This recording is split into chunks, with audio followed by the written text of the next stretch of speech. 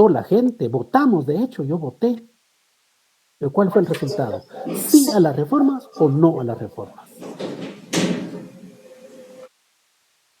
Y es válido que me digan, no sé, etcétera, etcétera, para digamos, tener alguna reacción de ustedes, porque sí me da la idea que no estuvieran ahí del otro lado. Me quedo con la idea de que solo Giovanni es quien está ahí. Por ejemplo, algunos dicen sí, otros dicen no, y quizás me darán usted la razón, quizás respondiendo así como dando un paso en falso, ¿verdad? No sé, o sea, solo asumo, ¿cierto? Y es que la respuesta es que rotundamente el pueblo dijo no a las reformas. De hecho, muchos analistas, donde yo me incluyo, concluíamos que con el resultado de las reformas prácticamente se le dio un tiro de gracia a los acuerdos de paz. Porque era un montón de cosas ahí que tenía que era importante las reformas, pero el pueblo dijo no. Ahora, obviamente tenemos que analizar, fueron 18% de participación.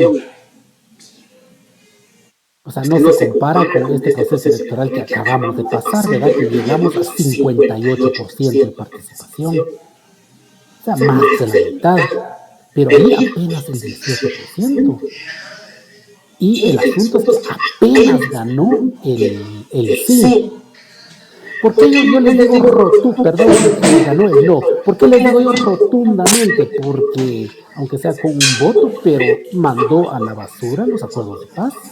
Estoy hablando en materia de reforma del Estado, o sea, todo lo que tenga que ver con reformar la Constitución. Era como tener así su cesto de basura y que me lo tiren allí porque el pueblo dijo no, aunque sea con un voto. Porque al final de cuentas las reglas del juego así es la democracia. Aunque sea con poquitos votos la diferencia, el resultado es no a las reformas. Pero si se dan cuenta, me obligó a mí a contarles, a narrarles eso, incluso para decirles, de repente a alguien le vaya a interesar esto en su proceso de formación y de tesis.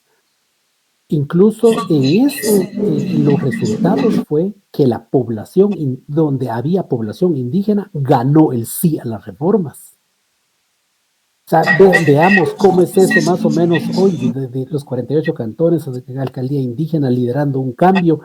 Por ahí también iba la cosa. O sea, los pueblos indígenas estaban muy claros en la necesidad de reformar la Constitución, de hacerlo moderno, de hacerlo incluyente, de hacerlo ya sin discriminación, etcétera, etcétera. Y allí ganó el sí. Y en los lugares con alta población ladina o mestiza, ganó el no. Entre ellos, por lógica, la capital inclinó la balanza. Pero se notó claramente eso. Entonces, si se dan cuenta, yo puedo seguir tomando más tiempo, contarles esto, pero nuestro punto concreto hoy es, vean que, ¿por qué es operativo? Porque se fijó una fecha y se hizo y se tienen resultados. ¿Estamos? El otro ejemplo es el acuerdo cronograma. Es el acuerdo, no sé qué dice su lógica, me interesa. Ahorita, a ver, me voy a poner los lentes para verlos nítidos ahí, con sus respuestas. Ustedes, en su lógica, ¿ustedes creen que este acuerdo cronograma era fácil de cumplir o difícil? Era difícil, licenciado. Muy bien, difícil, nos dice el compañero que me pueden, díganme sí o no vía chat para que esta cuestión sea, pero a la velocidad de la voz. Si es que me están escuchando, ¿verdad? ¿Qué dice su lógica? Todos sabemos que es un cronograma, asumo yo, porque si no sabemos que es un cronograma, entonces quizás mi pregunta todavía necesitamos dar un paso que es un cronograma. Es decir, yo siento que todos hemos hecho un cronograma en nuestra vida. Sí, entonces por ahí va la cosa. Algunos dicen Ya sí, fácil de otros cumplir. dicen exacto, otros dicen sí, otros dicen no. Ya allí a viva voz escuchamos un sí y un no, o sea, estamos empatados, casi por ahí va la cosa, empate también aquí. Bueno, creo que estoy obligado a explicar qué es un cronograma. Un cronograma es cuando usted tiene un plan, cualquier plan, mire el plan que usted quiera, aunque sea de un día, si quiere, o de una semana, o mejor si es un plan de varios meses, de un año, tiene que establecer un cronograma. Tiene que decir usted qué voy a hacer primero. Tiene que decir el qué, el cuándo y el quién. Hasta este curso les está hablando de planificación. ¿Se dan cuenta? No, no nos quedamos solo con fríamente los acuerdos de paz, ¿verdad? Les estoy dando hasta los tips de planificar. ¿Sí? El qué voy a hacer, el cuándo, principalmente el cuándo y el quién lo va a hacer. Pero eso, ahora sí les pregunto, ¿eso me garantiza a mí que se va a hacer? ¿Sí o no? Tener un No, no cronograma garantiza. me asegura y una gran garantía que va a pasar la cosa. No, ¿Qué no, dice Miguel? no, no lo garantiza, licenciado. No, licenciado, no lo garantizo. Es un paso nada más. Es un paso y eso fue lo que pasó y por eso es operativo, porque hicieron un libro bonito, ahí agarraron todos los acuerdos de paz, le pusieron en, ya se imaginan ustedes la creatividad, ¿verdad? Así que se vea bonito, cuándo, en qué año lo vamos a hacer, quién lo va a hacer, el Congreso, quién lo va a hacer, la Corte Suprema, quién lo va a hacer, el Ministerio de Educación, etcétera, etcétera, pura casaca. Así fue. Se publicó el acuerdo cronograma, 3 años después se actualiza y así iba, pero no se cumplía. ¿Estamos? Por eso se le llamó así operativo. Pues ahí está. Ahora vamos a los acuerdos que a mí me interesan más, que son los sustantivos. Los sustantivos, como ustedes ya se dieron cuenta, fueron 7. Allí están sus nombrecitos, ¿verdad? De hecho, el grupo también muy acertadamente nos indicó esta lista, así que si ya compartieron, ojalá las presentaciones, que no estén compartiendo el trabajo, porque el trabajo no somos buenos para leer, ¿verdad? No somos buenos para leer, entonces ojalá que sean las presentaciones las que estén ahí compartiendo. Entonces se van a dar cuenta pues que de ambas presentaciones hay coincidencia. Yo lo que quiero dejar en claro aquí es lo siguiente, los acuerdos menos cumplidos. Porque algunos acuerdos tuvieron más o menos ahí algo de cumplimiento, pero hay unos que nada que ver. Uno de ellos es el Acuerdo Global sobre Derechos Humanos. Un detalle aquí, vean que todos los acuerdos sustantivos fueron firmados fuera del país. Error grande. En aquel tiempo, la mayoría de ustedes son jóvenes, pero en aquel tiempo se criticó mucho porque se daba la gran vida en cualquier parte, en los países y en hoteles de 5 estrellas. Hablando de los que estaban negociando el proceso de paz y el pueblo. Cuando se avanzaba con los acuerdos, se consultaba al pueblo. Más o menos como hace 48 cantones o la alcaldía indígena o los xincas ahorita. Cuando salen a las calles, hacen o bloquean o lo que quieran ahí, cualquier decisión, ellos dicen tenemos respaldo del pueblo. Hicimos asambleas y nuestro pueblo dice esto, por eso es que están fortalecidos. No es un liderazgo individual. Entonces, ese es un detalle, ¿verdad? Esta parte. Bueno, volviendo al punto de cada uno de estos acuerdos, yo lo que les pregunto es, por ejemplo,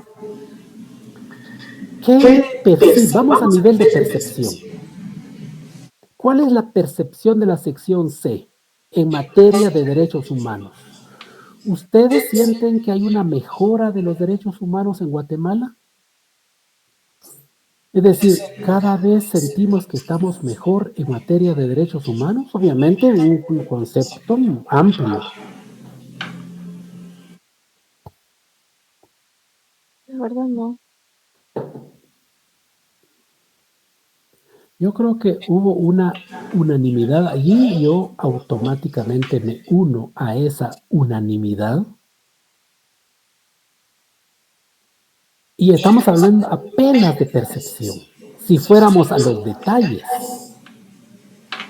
Por ejemplo, un detalle sería cuál es su percepción en cuanto a un procurador de los derechos humanos, por ejemplo. ¿Ustedes creen que tiene liderazgo y tiene la independencia para sacar la cabeza y decir, momento, aquí hay, se están violando los derechos humanos, etcétera, etcétera, etcétera? Este procurador ni visto ni oído.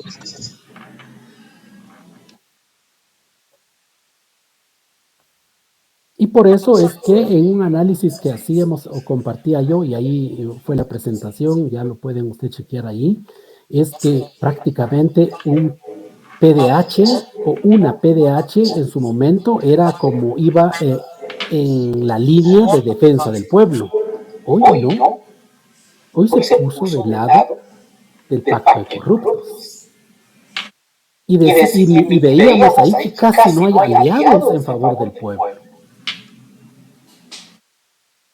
Y ahorita somos testigos de cómo el proceso de antejuicio contra el Tribunal Supremo Electoral literalmente es eso. Es que los están alineando legalmente. Entonces, esto nos da, digamos, argumentos para decir que en materia de derechos humanos estamos en pañales.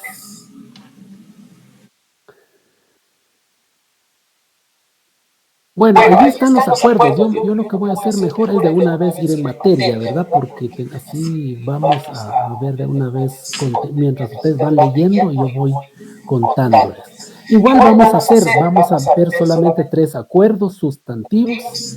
El que estamos viendo es este, ¿verdad? Es la conclusión que estamos llegando con ustedes. Sin embargo, yo quisiera dejar por lo menos para que vean que existe un fundamento del trabajo que hizo la CICIG. Si hiciera yo una encuesta, yo sé que nos podemos sorprender nosotros mismos, como sección C, en el sentido de que yo todavía dudo si hay unanimidad aquí de que la CICIG estaba haciendo un buen trabajo. Yo lo dudo. ¿Por qué? Porque nos bombardean cada vez más de que el trabajo que hicieron no sirvió. Y como nos lo dicen, no unas cuantas veces, sino un montón de veces, entonces empezamos a creer. Y uno de los temas que ellos han argumentado es que nuestro país dice que es soberano. Entonces ellos atentaron contra la soberanía. Entonces uno dice, sí es cierto. Entonces, yo no dudo, ¿verdad?, que haya unanimidad en la sección donde todos estemos ahí. La CICIG hizo un buen trabajo. Pero, por ejemplo, una de las razones del por qué apareció la CICIG fue precisamente por este acuerdo que estamos viendo, donde se dejó establecido la conformación de una comisión para que ya no existan cuerpos de seguridad ilegales y aparatos clandestinos. Y con esto que estamos viendo nosotros ahorita con Otto Pérez Molina, digamos, de cómo tenían un control paralelo sobre los trabajos en las aduanas, o sea, los casos donde él está involucrado, nos confirma esto. Y estamos hablando en este caso de corrupción, pero estamos hablando también de violencia. Entonces, prácticamente en este caso, el nombre inicial que se le llamó a esto era la CICIAX. Creo que aquí en este grupo alguien lo mencionó la clase anterior. La CICIAX, así se llamó. Alguien que diga eso significa que está utilizando en los términos de este acuerdo de paz. Claro, conforme el tiempo le hicieron los cambios y al final, en vez de que fuera CICIAX, lo dejaron como CICIG, que en cuestión de juego de palabras, pero en el fondo fue lo mismo. Entonces, este fue el fundamento del por qué de repente apareció la CICIG, y por eso es que el Estado de Guatemala lo aceptó. O sea, al final uno no puede estar ahí reclamando soberanía y todo, pues si se firmó un acuerdo. Y en base a ese acuerdo es que la CICIG vino a trabajar. Obviamente hay compromisos, por ejemplo, en cuanto a la modernización del sistema de justicia, etcétera, etcétera. Entonces, hubieron, digamos, varios argumentos para el trabajo que hizo la CICIG, pero ¿por qué lo saco a colación? Porque es de lo poco que se intentó cumplir. ¿Por qué se intentó cumplir? Porque ya no está. Entonces hay muchos de los acuerdos de paz también que así pasa, ¿verdad? O sea, de lo poquito que uno rebusca aquí, porque recuérdense, compañeros y compañeras, que cada acuerdo es un librito. Y si son 12 acuerdos, son 12 libritos. Y los libros más gruesecitos eran los acuerdos sustantivos. Cada acuerdo en promedio tiene como unas 50 páginas.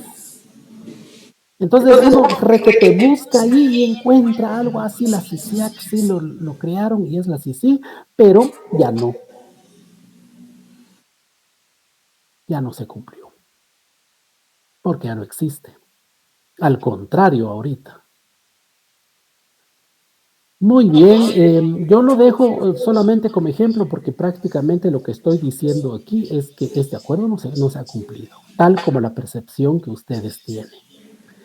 El segundo acuerdo sustantivo es el acuerdo de identidad y derecho de los pueblos indígenas. Un acuerdo por demás justificable históricamente. Hoy con propiedad se los puedo confirmar porque ustedes están pasando ya terminando este curso, de decirles que los pueblos indígenas han ido contra la corriente desde 1524. Entonces, tener un acuerdo en función a mejorar su calidad de vida, pues era lo menos que se podía esperar. Ahora, la pregunta es, ¿se ha cumplido? Porque mientras yo le estoy narrando esto, lo deseable es que usted estuviera leyendo todo esto. ¿Verdad? Uno hace un checklist, como se dice en inglés ahí, o chequear, pues, ¿verdad? O sea, voy diciendo esto si se cumplió, ya no hay discriminación, ya no hay discriminación legal, eso ya es historia, ya lo superamos, los derechos de las mujeres indígenas están igual, están muy bien, se mejoró, un chequecito de bueno, ¿verdad? De bueno. Yo no sé cuál. ¿Sí? Pero reprobado. Este acuerdo no se ha cumplido. Y ahí me remito a las viñetas que están ahí, que de nuevo les digo, no pretende, digamos, darles una idea completa del acuerdo, porque tendríamos que leer el acuerdo en sus 50 páginas. Pero por lo menos allí están unas ideas relevantes y podemos concluir si se ha cumplido o no. Miren lo de las reformas, solo para decir reforma educativa. El acuerdo dice que se debe de partir con L1, que quiere decir con el idioma del niño. Usted vaya a las escuelas aquí en Chimaltenango, en comunidades 100% cachiqueles, a ver si les están hablando en cachiquel a los niños. Solo por decir algo, ¿verdad? Entonces, seguiríamos aquí, tal vez nos frustraríamos, entonces yo más bien concluiría diciendo que es el acuerdo menos cumplido, es el que ocupa el primer lugar. Entonces, por eso es que no han sido ecuánimes con la construcción de una nación incluyente, ¿verdad? Donde todos quepamos.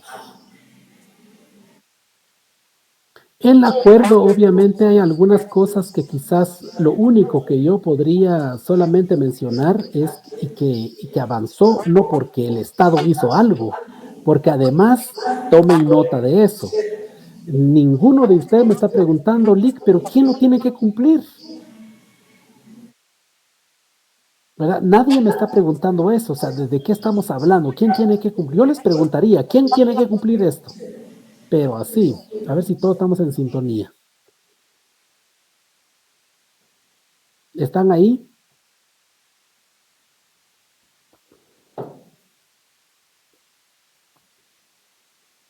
Bueno, procesen ese tipo de análisis porque por ahí viene el examen.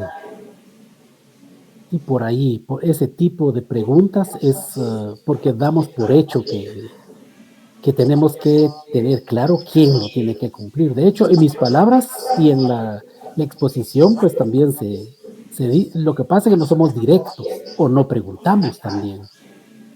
Naturalmente es el Estado. Es el Estado, Rebeca, que tiene, por eso es que hablamos de un acuerdo cronograma. Cuando hablo del acuerdo cronograma, hablé del Congreso, de la Corte Suprema, del Gobierno Central, etcétera, etcétera. Es el Estado. Si es el Estado el que no reconoce la diversidad que tiene nuestro país, por eso es que en la reforma constitucional dijeron no. ¿Qué decía? Una de las cosas que decía el proceso, la consulta. Usted aprueba que Guatemala sea denominado un país multicultural, intercultural y pluricultural. No.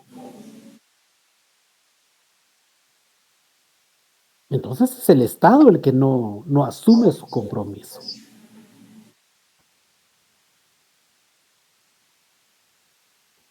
Entonces, de nuevo, les digo, una de las cosas que dice este acuerdo es el reconocimiento de la identidad maya. Es lo poco que se ha podido, pero no es un logro del Estado. Es un logro de organizaciones locales, organizaciones que no podemos decir el pueblo en general, ¿verdad? Sino tenemos que ser más específico y de cooperación internacional con sus pequeños fondos por ahí, diferentes trabajos. Entonces, por eso es que se ha avanzado en eso. De hecho, ya se dejó el término indio, a menos que usted lo quiera seguir usando, pero ya sabe que si usted lo quiere seguir usando, eso significa que usted en su cabecita quiere estar estacionado en el periodo colonial, que nadie le va a prohibir, pues, ¿verdad? Aquí estamos libres y cada quien quiere estar donde le parezca. Si usted quiere ser un poquito más actualizado, puede utilizar el término indígena. Pero es así como tipo revolución, ¿verdad? Utilizó ese término. Pero el que es de mayor nivel es decir pueblo maya, pueblo xinca, pueblo garífuna. En eso se ha avanzado, pero en términos solo de posicionamiento, digamos, político, de los términos, apenas allí. Y es correcto, ¿sí? Pueblos originarios es correcto también. ¿Por qué? Porque Naciones Unidas así dignifica a todos los pueblos. No solo, eso no está etiquetado solo para Guatemala, eso está etiquetado para todo el mundo. Porque en todo el mundo siempre hay pueblos originarios o pueblos ancestrales. También es permitido.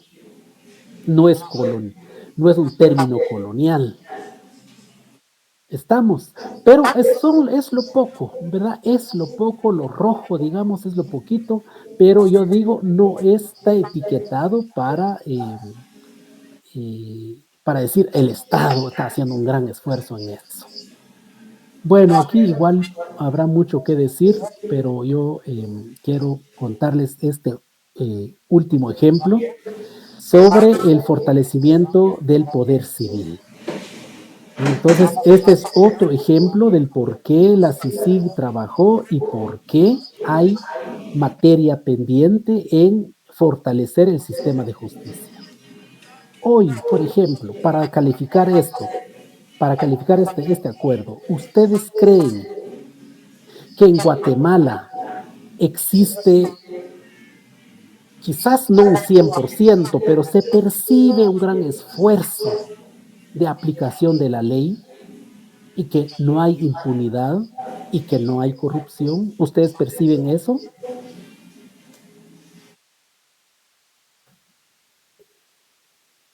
Yo no sé si es el sistema, pero la respuesta muy lenta y muy pocos realmente están participando. De repente ya sea muy repetitivo esto, ¿verdad? Bueno, yo cierro con esto diciendo que es todo lo contrario.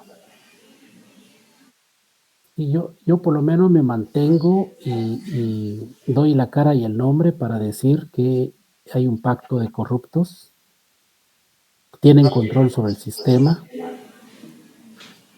No hay ninguna garantía de que el partido y los candidatos presidenciales y vicepresidencial vayan a tomar el poder. Está latente, porque aunque nos digan una cosa, están haciendo otra cosa.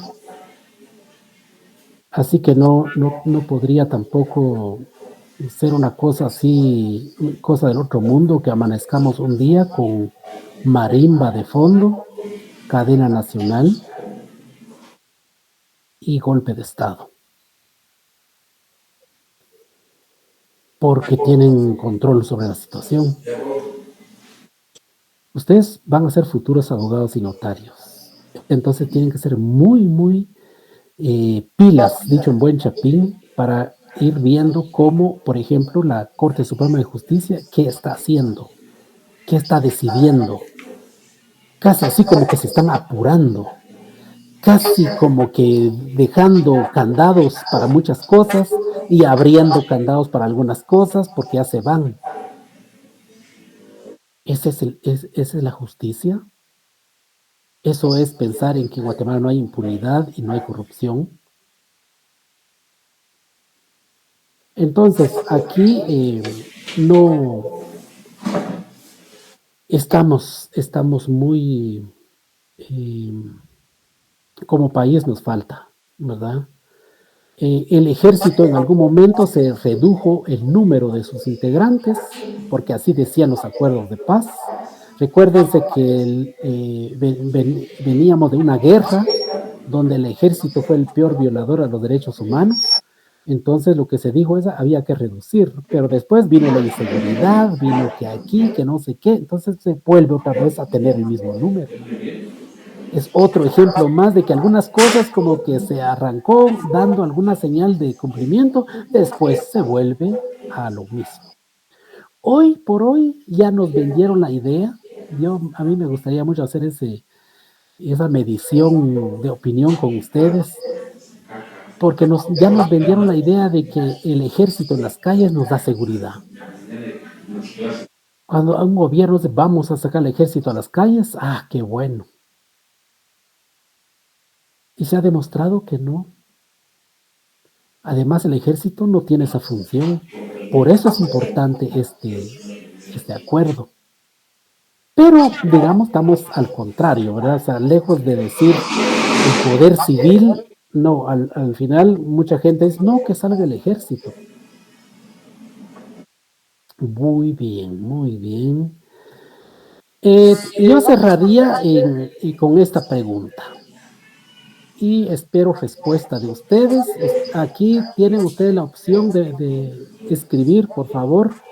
Si usted cree que los acuerdos de paz son acuerdos políticos, escriba acuerdos políticos. Y si usted cree que son ley en el país, escriba ley, solo ley, ¿verdad? Para ver cómo va la respuesta.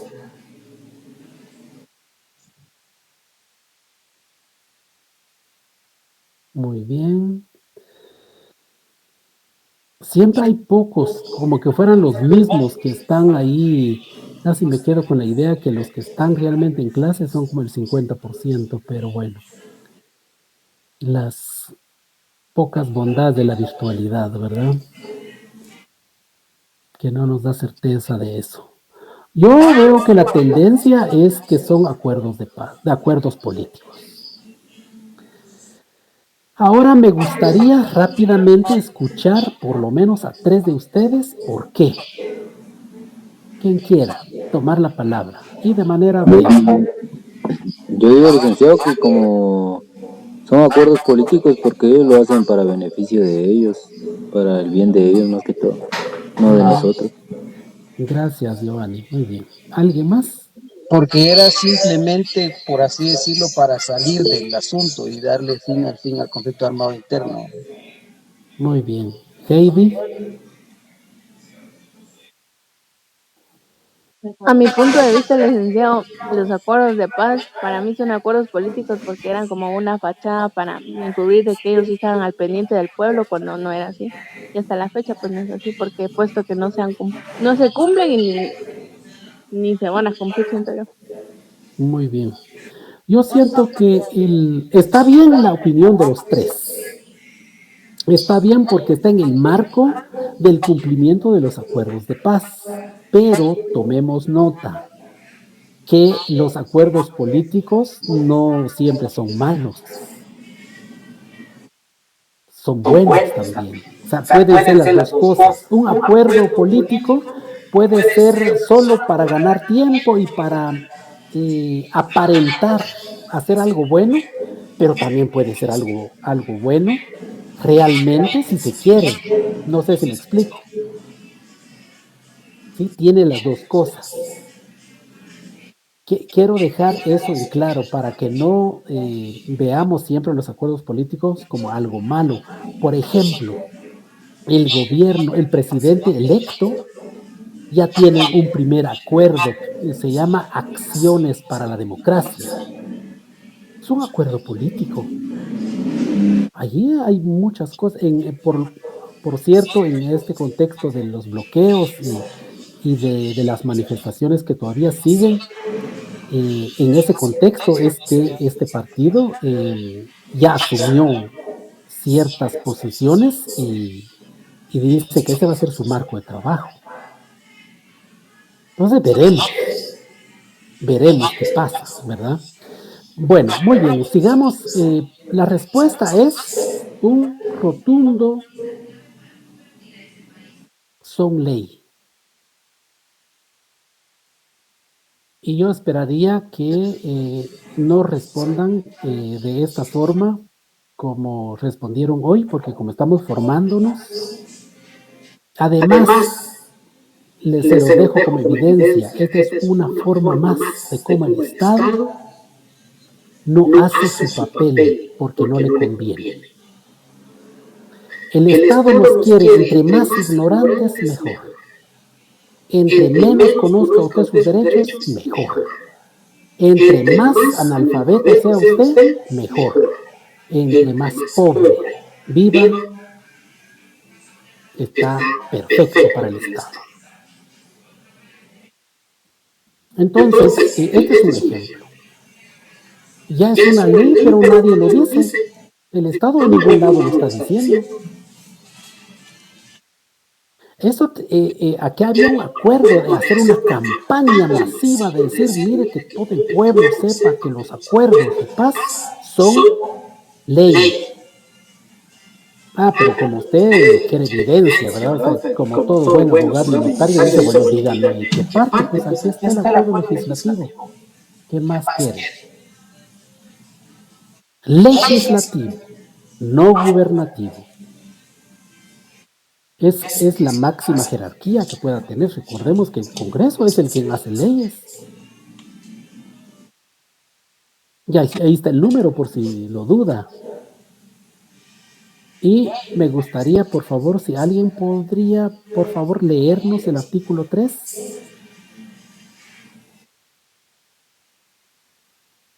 Yo, licenciado. Gracias. Acuerdo Legislativo 52-2005. Artículo 3. Naturaleza jurídica. Se reconoce a los acuerdos de paz el carácter de compromisos de Estado, cuyo cumplimiento requiere de acciones a desarrollar por las instituciones públicas y por las personas individuales y jurídicas de la sociedad, en el marco de Constitución Política de la República y de la ley. Muchas gracias. Remarcado, compromisos de Estado. Ahora la pregunta es, ¿se cumple? ¿El pueblo lo sabe? Nosotros somos el reflejo, sección C somos el reflejo del pueblo. Yo les pregunté y la mayoría, todos, si no estoy mal, todos dijeron, solo son acuerdos políticos. Y uno puede decir, es que como son acuerdos políticos, por eso no se cumple. Si fuera ley, ahí sí se cumpliría. Son ley. Igual se lo pasan por el arco del triunfo, como se lo pasan otras leyes. Así que yo los admiro porque ustedes han decidido caminar por este rumbo de las leyes del país. Ese va a ser su formación, ese va a ser su caminar. Les deseo muchos éxitos porque no es fácil, pero es necesario. Porque ¿cómo vamos a cambiar esto? Así que yo estoy prácticamente cerrando mi curso con ustedes. Voy a proceder a dejar de presentar y prácticamente mis minutos serán más bien de agradecimiento.